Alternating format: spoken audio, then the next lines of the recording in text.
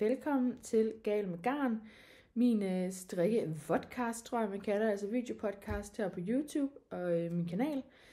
Jeg hedder Amalie, og jeg er 29 år, 30 inden alt for længe, og er til daglig efterskolelærer og bor her på Nordfyn sammen med min skønne kæreste og mit søde 1,5-årige barn Mathilde.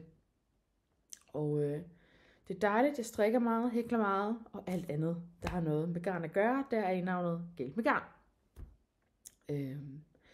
Men velkommen til, hvis du ikke har set med før, og også velkommen til dig, der har set med før. Det er jo efterhånden lang tid siden, at jeg har lagt en video op.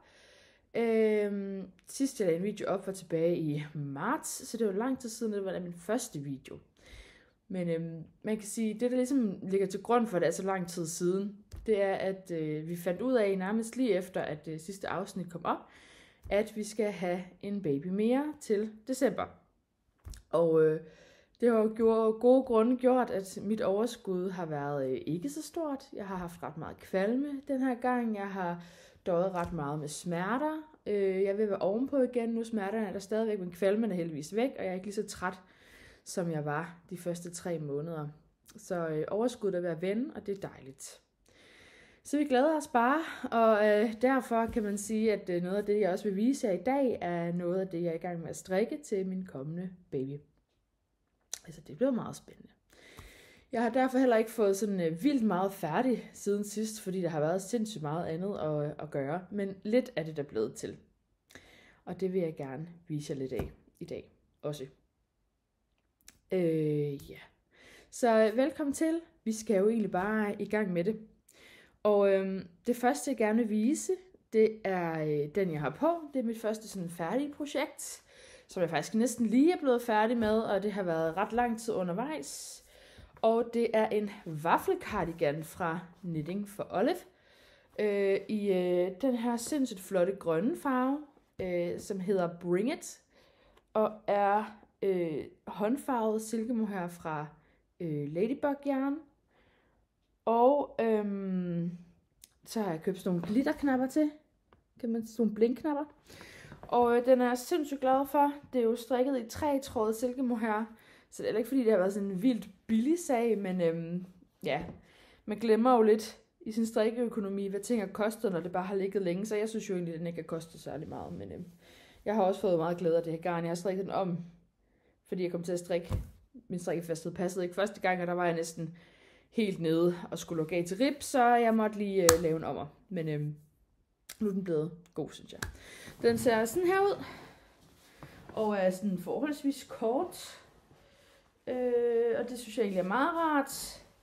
Den er lidt for stram hernede i ribben til, at jeg vil kunne lukke den, men det er egentlig ikke et issue for mig. Jeg synes ikke, jeg lukker aldrig min cardigans alligevel, så det, for mig handler det mest om, at jeg synes, at den er rar lige at have hen over ærmerne. Men det har i hvert fald det her virkelig flotte strukturmønster, hulmønster, som både vaffelsweateren og vaffelcardiganen har.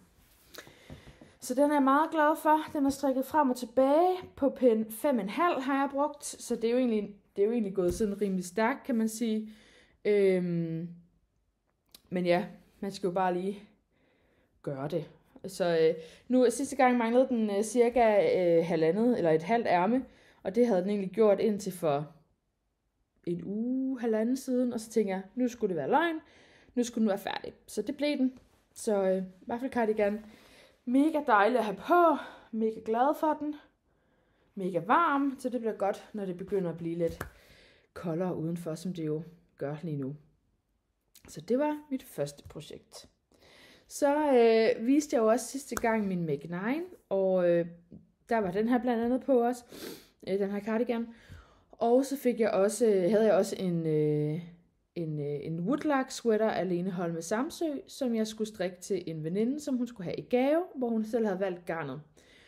Og den er jeg også blevet færdig med, men den er givet videre, så det eneste det er, at jeg lige vil sætte et billede ind her af hvordan den ser ud på hende.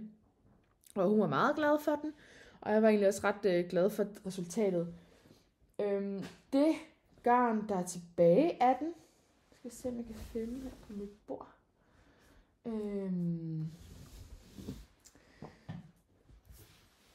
Det var... Har jeg ikke taget det her? Det klipper vi skulle lige ud. Nå. Men jeg tror, hvad var der tilbage?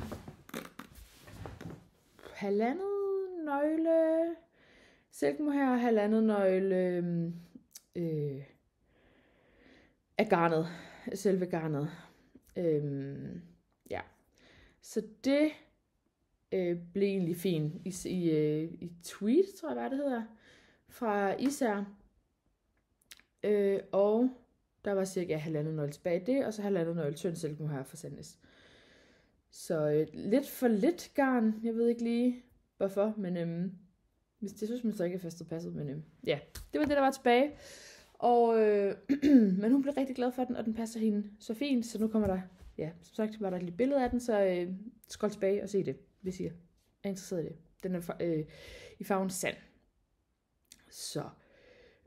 Men det er ligesom de 2 projekter, jeg har fået færdige. Til gengæld så synes jeg har fået strikket på ret mange projekter siden sidst. Noget af det er også blevet frokket. Og ja, det er jo sådan, det nogle gange kan ske, kan man sige. Men vi kan jo starte fra en ende af med projekter, jeg har gang i. Og så se, hvor langt vi når. Noget nyt, jeg fik på pinden, apropos det der med at vente et barn mere, det er, at jeg er i gang med et Seaside-sæt. Og Seaside-sættet skal bruges til, når vi skal hjem fra sygehuset med babyen. Min datter fik også en trøje, hun fik på hjem fra sygehuset. Hun er fra februar. Og så tænkte jeg, fordi babyen er fra december, så skal den selvfølgelig have et strikket sæt, fordi det er jo koldt udenfor. Så Seaside-sæt bliver det til i den her hvide og røde, og det er jo simpelthen fordi, at normalt ville jeg nok vælge noget lyserødt, hvis det var en pige, eller noget blåt, hvis det var en dreng. Men vi ved ikke kønnet før fødslen, så derfor så bliver det sådan lidt mere neutralt. Så til det her sæt kommer der til at være et par røde bokser, og så passer det til, hvad end det nu bliver den lille nye verdensborger, der kommer til verden. Så Seaside-sæt mangler ærmer på blusen, og mangler at strikke bukserne til. Men det bliver virkelig sødt. Jeg glæder mig meget til det er færdigt. Ja, så Seaside-sæt er Petit Knit. Ja. Så er jeg også i gang med at strikke en Ingrid sweater, og den har godt nok også været på pinde længe. Sidste gang var jeg slet ikke nået så langt som jeg den her gang, men vi er kommet et godt stykke, kan man sige. Vi er kommet et forholdsvis godt stykke ned nu, og der mangler et halvt krydsmønster mere, inden at det begynder at nærme sig slutningen. Så den bliver god. Strikket i 2-tråd Sunday fra Sandnes. Den her i farven, jeg tror den hedder Perfect Lilac. Men ja, ellers så farve 5012. Sådan en flot sart lilla med silkemohair, jeg selv har farvet til, som ikke har noget navn, men det ser således ud. Er meget glad for farven. Så den er også godt på vej. Og den glæder jeg mig også til at blive færdig med. Jeg synes snart, jeg har brug for nogle nye sweatre i min garderobe, så det bliver godt her til efteråret. Og at hvis jeg skal gå hjemme og alt det her, at jeg har måske mulighed for at strikke mere. Jeg ved godt, at sidste gang nåede jeg virkelig ikke at strikke, da man havde et lille baby. Og nu tænker jeg, at jeg får 2 små børn, så det bliver nok begrænset, men jeg håber, at det bliver til lidt. Så er noget af det, jeg strikker meget på, ved siden af alt det andet, sjovt nok. Den her Moby Man sweater, som jeg er ved at strikke til min skønne kæreste / kommende mand. Og den er bare dejlig at strikke på. Den er strikket i 1-tråd Per Gynt fra Sandnes, og det giver noget sindssygt lækkert stof, synes jeg. Det er lækkert at strikke med, det går hurtigt, det er på pen 3,5, og sådan en fin lys grå meleret farve. Den kan han godt lide, meget neutral, og den bliver virkelig god til vinter, til at have ude på skjorte, polo, whatever man lige har på. Jeg har fortalt ham, det krasser, så det må vi håbe, at han kan leve med, fordi det er sindssygt lækkert at strikke i. Så den bliver god, synes jeg. Det er ret nice, det her med snoningerne og krydsmønster og perlerib, eller perlestrikvrøvl. Og det her fede struktur, der er her, det gør, at det bliver lidt udfordrende, og det synes jeg egentlig er meget rart. At man lidt skal holde tungen lige i munden på en måde. Så den skal også bare derudad, nedad med kroppen. Ja. Det bliver godt. Alt bliver godt, når det bliver færdigt. Og jeg har virkelig prøvet at holde mig selv i skindet fra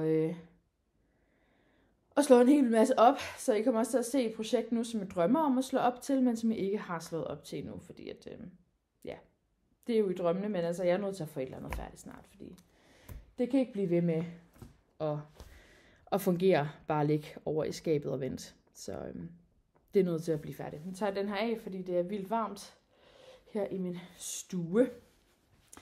Og jeg sidder lige ved udestuen, hvor der også bliver sådan ret varmt ude, fordi det er sådan lidt drivhusagtigt. Så der kommer lidt varme ind, så det er meget rart lige at kunne tage den af på. Igen, godt med en cardigan. Nå. Noget mere. Jeg viste jo sidste gang den her Twist and Shout sweater, som jeg gerne vil strikke. Nu falder det her ned. I den her farve silk mohair. Og det er jo en tråd silk mohair, og det er en sweater fyldt med snoninger. Så ja, det er et langt projekt.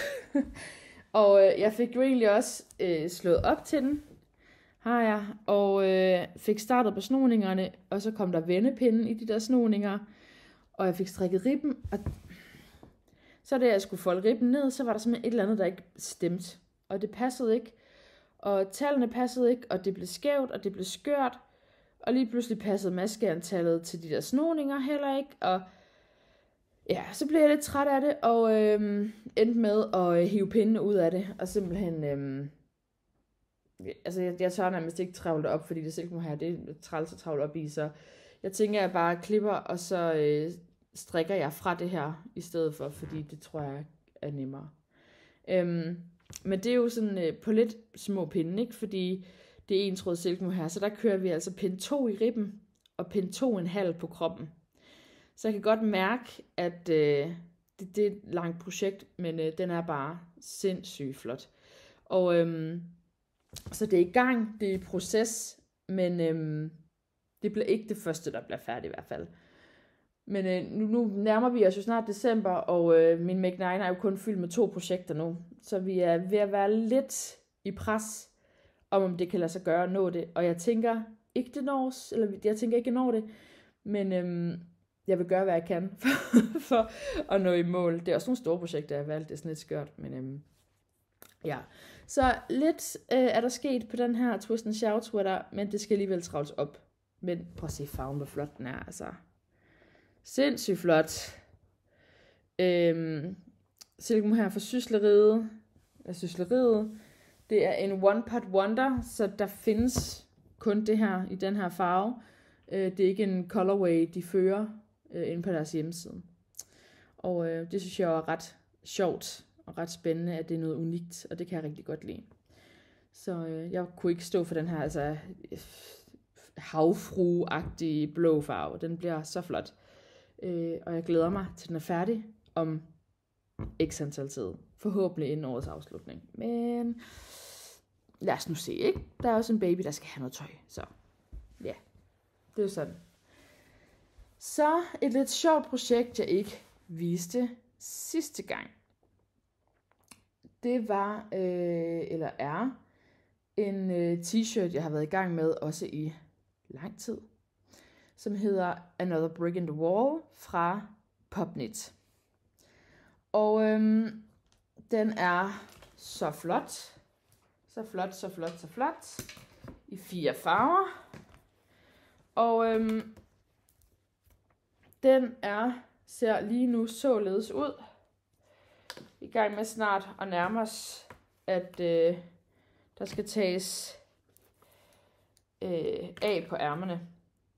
Fra på ærmerne. Nu skal jeg se, hvor vi er henne. Så lige nu ser den sådan her ud, strikket op fra og ned. Så altså sådan her. Og så skal det ligesom tages af. Det er sådan rimelig stretchy, fordi det er sådan, ser ud som det gør. Men den bliver sindssygt flot. Jeg har brugt de samme farver, som hun har i sin, hvis man googler den. Eller hvis I kan se her på billedet heroppe fra opskriften. Så den bliver virkelig god. Jeg tænkte egentlig, det ville være sådan rimelig udfordrende, det her med 3 farver, men man kører kun 2 farver ad gangen, så det er egentlig bare 2 farvestrik. Så på den måde, så er det faktisk mindre simpelt, end det ser ud til. Men den her synes jeg er mega god. Den er strikket i indtil videre, eller jo, det er den, for den bliver strikket i det. Men i Avetta fra Filcolana. Det er løgn, det jeg siger. Fra Jawohl fra Lanyards bliver den. Men det er cirka det samme. Det er sådan strømpegarn, så der er noget nylon i, og der er noget polyamid. Og noget uld. Ja. Så Jawohl fra Lanyards bliver den her strikket i.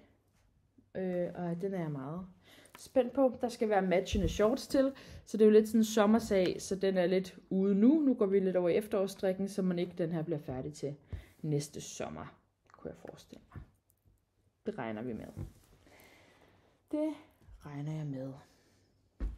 Så. Men det har jo været sindssygt spændende. Altså nu er jeg jo ikke færdig med at vise det til, men jeg vil lige holde sådan en lille pause i mellemtiden, men det har faktisk været så vildt spændende, det her med at lave det her afsnit, og jeg synes, det var sindssygt fedt, alt det respons, jeg fik sidst, og det er jeg bare sindssygt glad for, og jeg er mega glad for, at I ser med, og jeg er mega glad for, at I interagerer med videoen, og jeg kan se, at jeg har fået nogle subscribers, og at der er nogen at dele den her hobby med. Det sætter jeg virkelig, virkelig stor pris på, og det er jeg bare mega glad for, at I har lyst til, og jeg håber også, at I vil fortsætte med at se med, også selvom det kan være, der går lidt længere tid mellem afsnittene. Jeg virkelig bestræber mig på nu, at det skal være hver måned. Og så må vi se, fordi livet sker, og skal have lov til at ske, og det er okay. Men ja. Så nu skal vi videre med noget af det, som jeg har gang i. Og noget af det, jeg gerne vil vise, det er, at på min Make 9, nu går vi tilbage til Make 9, det er en hardcore slip-over af Kira Eggers. Og den ser, eller min ser ud på den her måde.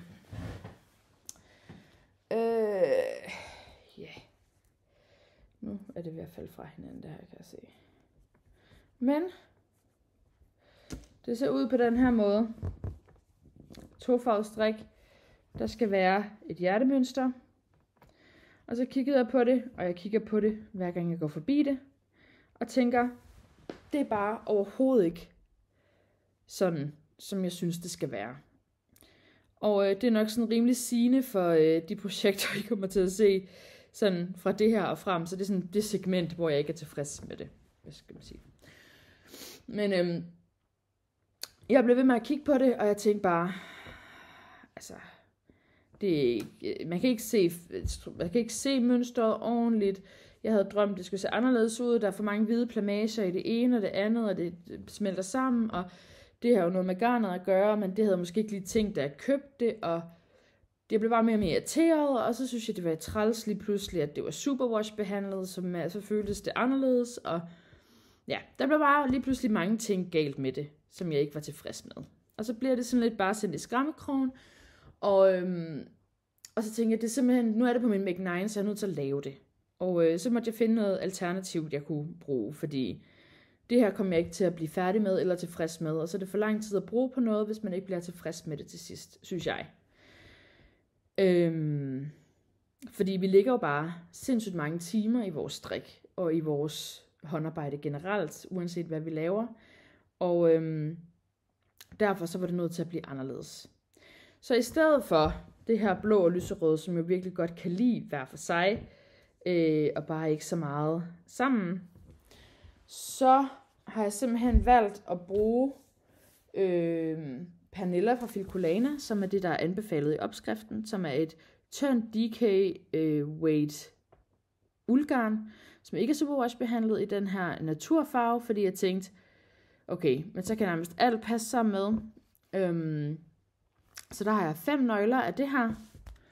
Og så i sidste jul havde jeg en adventskalender fra Knit by Moltrup, hvor jeg fik det her flotte Pure Merino Singles, som er non-superwash, og som er sådan lilla med nogle speckles og noget i.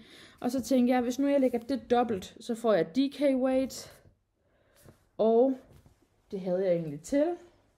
Så hvis man lægger den dobbelt, bum, en tråd, sådan lilla specklet, sammen med den her, så må det da kunne give noget flot.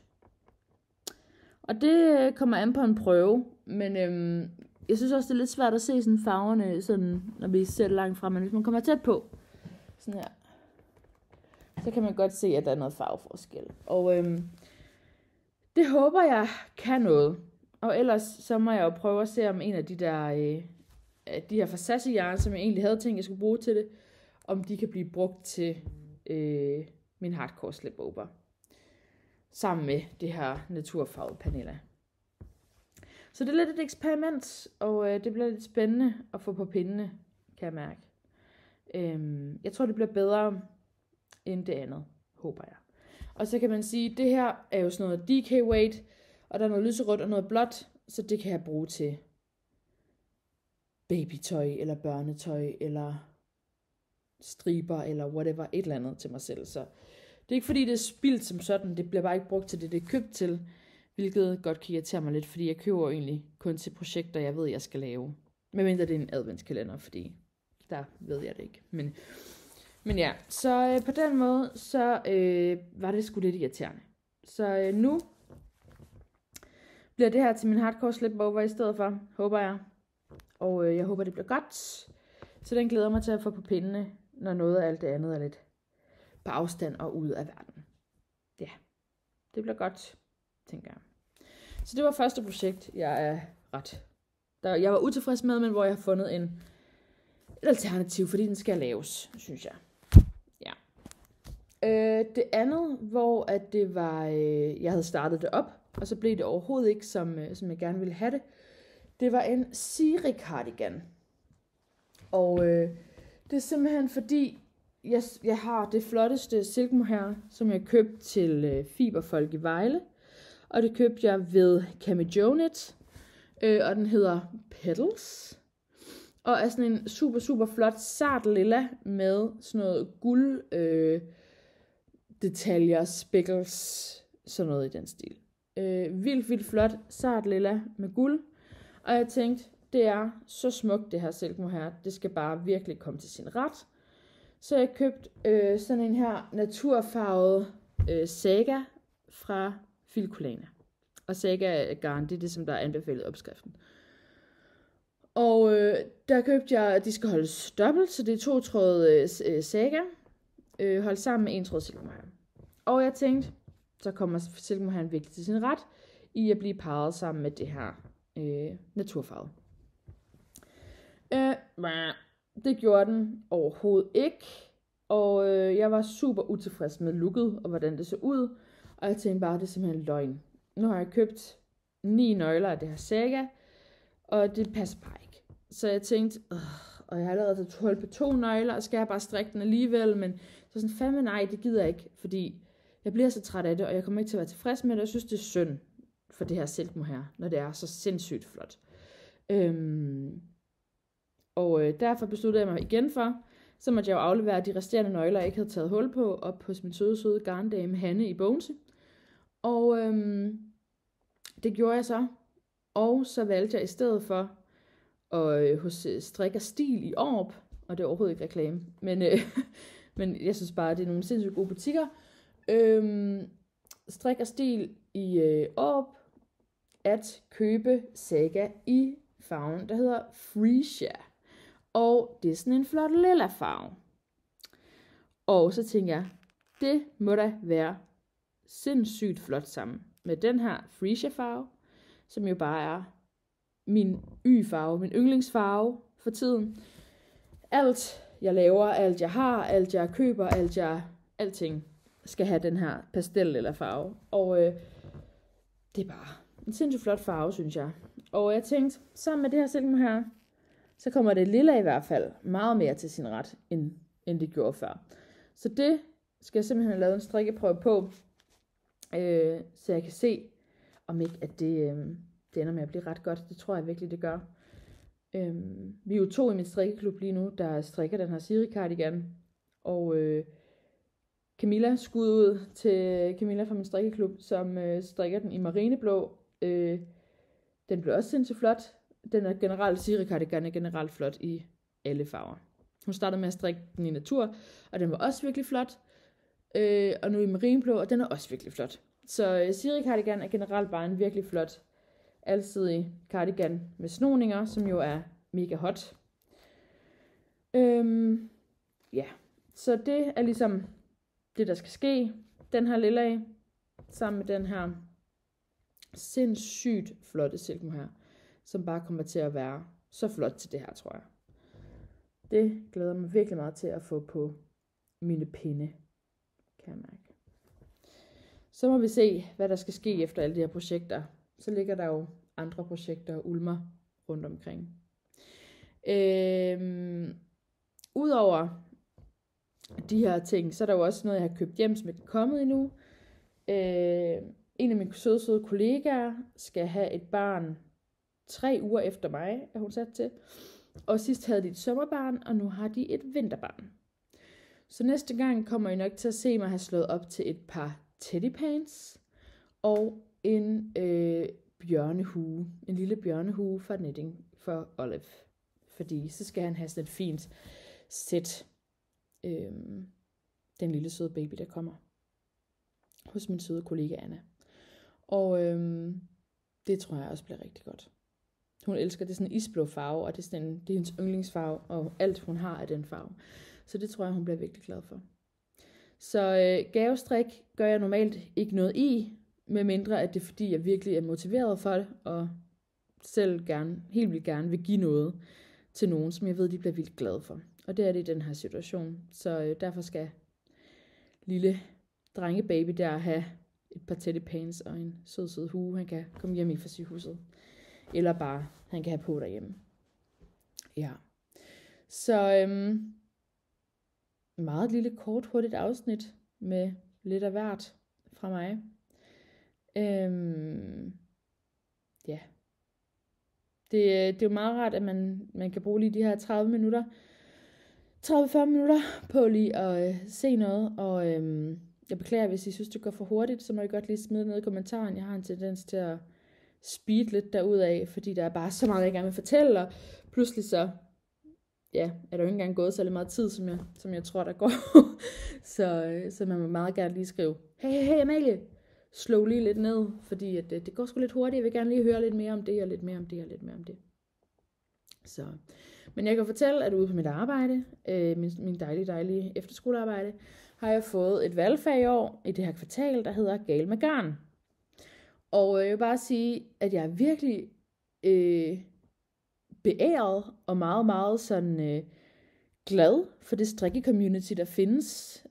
Og at da vi havde skrevet på Facebook til garn valgfaget, at vi manglede garn, og hvis nogen havde noget, måtte de gerne komme forbi med det. At så kom der simpelthen 7-8 sække fyldt til randen med garn, og garn til hele projekter, og garn i forskellige kvaliteter, og dyrt garn, og billigt garn, og alt det folk, de bare havde liggende af pinde, og alt muligt. Så nu er alt fyldt op, og vi var simpelthen nødt til at skrive på Facebook bagefter, stop, hold, vi kan slet ikke have mere. Så jeg er virkelig, virkelig glad for at være en del af et community, som er så hjælpsom, og som er så søde. Og det ved jeg godt, måske ikke gælder alle, men jeg synes, det gælder størstedelen af alle dem, jeg har snakket med inden for det her community. Og det er bare vildt dejligt at være en del af. Og det synes jeg bare, at I skal vide, at jeg sætter enormt stor pris på. Ja. Så nu har de søde unger, de søde 15 unger på mit hold, har en masse garn, de kan lære at strikke alt muligt dejligt i. Og det er jo skønt at se sådan et hold af engagerede unge, hvor størstedelen er faktisk drenge, der sindssygt gerne vil lære at strikke, og det er bare mega dejligt. Nogle af dem vil gerne strikke bamser til deres kærester, og nogle vil gerne strikke elefanthuer og alt muligt andet sejt. Og det er bare så dejligt, at de kan få lov til at udtrykke sig kreativt med pindene, uanset hvem de er. Så det er virkelig dejligt. Ja. Så nu vil jeg smutte for nu og sige tak for et kort afsnit. Og jeg håber, I vil se med igen næste gang, hvor forhåbentlig der er mere at vise, og hvor ting bliver justeret lidt ind. Det er stadigvæk kun mit andet afsnit, så jeg håber, at det stadigvæk er okay, det jeg laver, og at jeg har fået en ny computer, så det kan være, at lyden er anderledes. Det kunne måske være meget rart, men jeg håber i hvert fald, at I har nyt at se med i lige den her halve times tid, og at I kunne tænke jer at se med en anden gang. Det er vildt dejligt at fortælle om alle mine projekter, alle mine ting at gøre mål. Og hvis I har nogle spørgsmål, så send dem gerne i kommentarerne, og så skal jeg prøve at svare så godt jeg kan næste gang. Så tak for nu, og på meget, meget glædeligt gensyn. Hej hej!